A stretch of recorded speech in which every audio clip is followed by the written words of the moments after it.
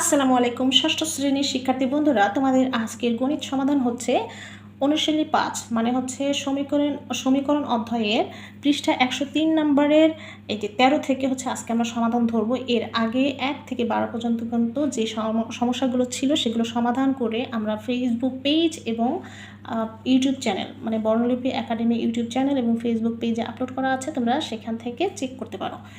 তো ১৩ নম্বরে দেখো যে কোয়েশ্চেনগুলো আছে, সেই কোয়েশ্চেনগুলোকে কী করতে হবে, সমীকরণ গঠন করতে হবে, তারপর হচ্ছে সেগুলো সমাধান করতে হবে। এখন ১৩ নম্বর কী বলেছে, প্রথমে কিন্তু আমাদের প্রশ্নটা খুব ভালোভাবে পড়তে হবে, তারপর সমীকরণ গঠন করতে হবে, এরপর সমাধান করব। কোন সংখ্যার দ্বিগুণের সাথে 6 যোগ করলে যোগফল 14 হবে। তো কোন সংখ্যা, সেই সংখ্যাটা কিন্তু আমাদের বের করতে বলেছে। তো যেহেতু সংখ্যাটি নেই, সংখ্যাটি আমরা কী করব, ধরি সংখ্যাটি x। এই এক্সের দ্বিগুণ হচ্ছে, ধরি সংখ্যাটি x এবং এর দ্বিগুণ হচ্ছে যার দ্বিগুণ, তাহলে কি হবে, x এর সাথে যদি 2 গুণ করি তাহলে কি হবে, 2x, যার দ্বিগুণ 2x। এই 2x এর সাথে 6 যোগ করলে যোগফল 14 হবে। তাহলে লিখতে হবে প্রশ্ন মতে, দেখো এই যে আমাদের প্রশ্নটা দিয়েছে না, সেই প্রশ্ন মতে আমাদের কি বলছে, এই যে দ্বিগুণের সাথে মানে 2x এর সাথে কী করতে বলেছে, 6 যোগ করতে বলেছে। 2x এর সাথে কী করতে বলেছে, 6 যোগ করতে বলেছে। এবং যোগফলের জন্য কী লিখবো আমরা, সমান সমান দেবো। যোগফলটা হচ্ছে কত হবে, 14 হবে। এখন এটা সমাধান করি আমরা কিন্তু এর আগের সমীকরণে কি শিখেছিলাম, এই যে 2xটাকে এখানে রেখে 6টাকে প্লাস 6টাকে হচ্ছে আমরা কী করবো, পক্ষান্তর করব। এখানে বাদি 2x এখানে রাখি, প্লাস 6কে 14-এর সাথে নিয়ে আসলে কি হয়, -6। এখানে আমরা একটু পাশে করি,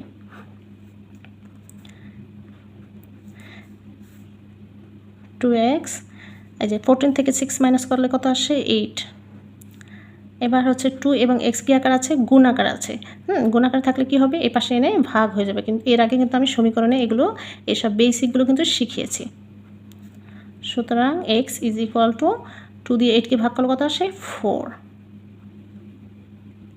এটাই হচ্ছে আমাদের সেই অ্যান্সার, সেই সংখ্যাটি, মানে এটাই হচ্ছে অ্যান্সার।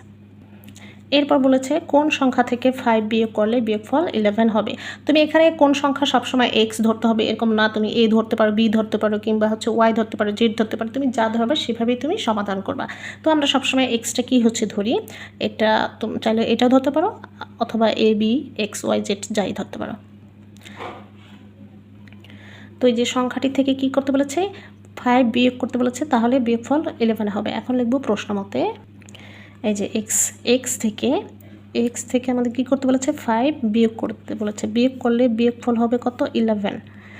এখন আমরা খুব ইজিলি এটা সর্ট আউট করতে পারি। এই যে এক্সটাকে এখানে রাখবো, -5টাকে এই পাশে নিয়ে আসবো। এই পাশে নিয়ে আসলে পক্ষান্তর করলে কী হবে, এই মাইনাসটা প্লাস হয়ে যাবে।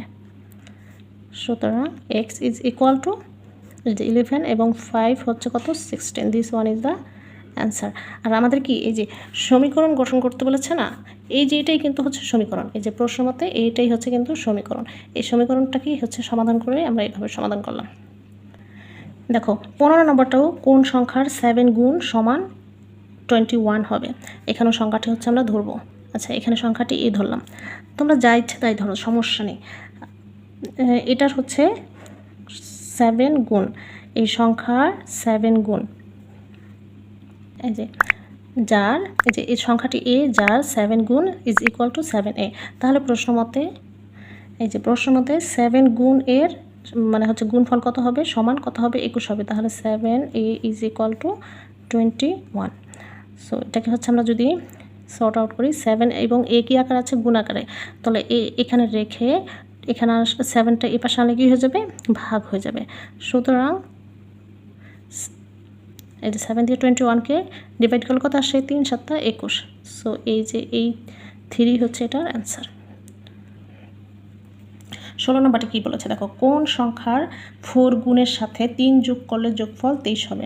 সংখ্যাটি কি ধরবো, x ধরি।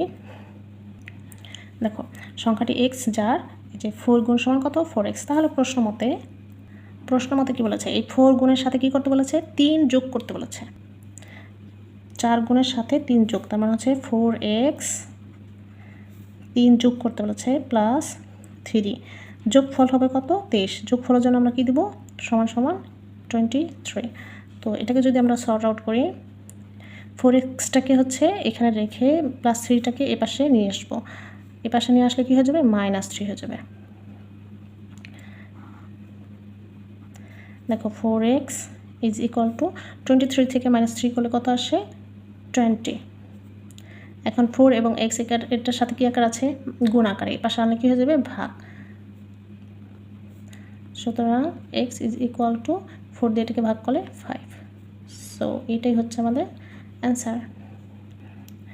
17 নম্বরটা আছে, একটি কলমের দাম যত টাকা তা থেকে 2 টাকা কম হলে দাম হতো 10 টাকা। কলমটির দাম কত, খুবই ইজি, বাট হচ্ছে এগুলো ইম্পর্ট্যান্ট, এগুলোও ইজি বাট ইম্পর্ট্যান্ট। আমরা হচ্ছে একটি কলমের যত দাম মানে হচ্ছে কি, এখানে আমরা x ধরতে পারি, y ধরতে পারি। ধরি কলমের দাম y টাকা, তোমরা হচ্ছে শুধু x ধরলে বলবো, মনে করবো যে আমরা y অন্য কিছু ধরতে পারবো না। সো আমি সব কিছুই দেখাই দিলাম। ধরি কলমের দাম y টাকা, হ্যাঁ, কলমেটির দাম y টাকা। তো এই যে এই y টাকা থেকে যত টাকা তার থেকে 2 টাকা কম হলে, যদি 2 টাকা কম হয় তাহলে কি হয়ে যাবে, এই y থেকে বিয়োগ হচ্ছে। তাহলে আমরা এখানেই লিখতে পারি প্রশ্ন মতে, এই যে এই y টাকা থেকে 2 টাকা কী করতে বলছে, কমাতে বলছে, y -2, তখন এটার দাম হতে কত, 10 টাকা। তাহলে সমান সমান 10। এটা কিন্তু আমাদের সমীকরণ হয়ে গিয়েছে। এখন এই ওয়াইটাকে এই পাশে রেখে -2টা যদি আমরা 10-এর সাথে নিয়ে আসি তাহলে কত হয়, +2 হয়ে যায়। সুতরাং y ইজ ইকুয়াল টু, এই যে 10 2 হচ্ছে কত, 12। তার মানে হচ্ছে কলমের দাম হচ্ছে 12 টাকা। এটাই হচ্ছে অ্যান্সার। 18 নম্বর দিয়ে আছে, কণিকার কাছে যতগুলো চকলেট আছে, যতগুলো মানে কি, যেটা আমাদের কাছে চেয়েছে সেটা, যতগুলো চকলেট আছে তার 4 গুণ চকলেট আছে মনিকার কাছে।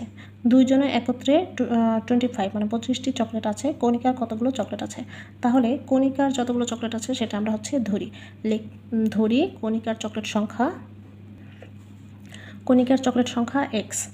এখন এই যে তার 4 গুণ চকলেট আছে মনিকার কাছে, তাহলে মনিকার আছে কত,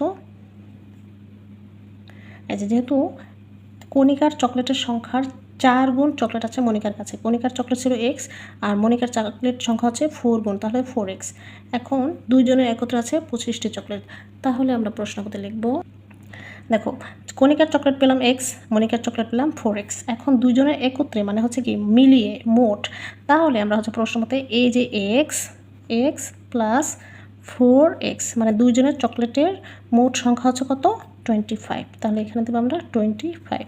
এখন আমরা যদি এটাকে ক্যালকুলেট করি, দেখো এখানে আছে একটা x, এখানে হচ্ছে 4টা x, 4টা x আর একটা x কত, 5টা x ইজ ইকুয়াল টু 25। এখন 5 এবং x কি আকার আছে, গুণ আকারে। সো এখানে এক্সটা রেখে এই পাশে 5 নিয়ে আসলে কি হয়ে যাবে, ভাগ হয়ে যাবে। ভাগ হলে এখানে সুতরাং x ইজ ইকুয়াল টু 5 5 25। ঠিক আছে, সুতরাং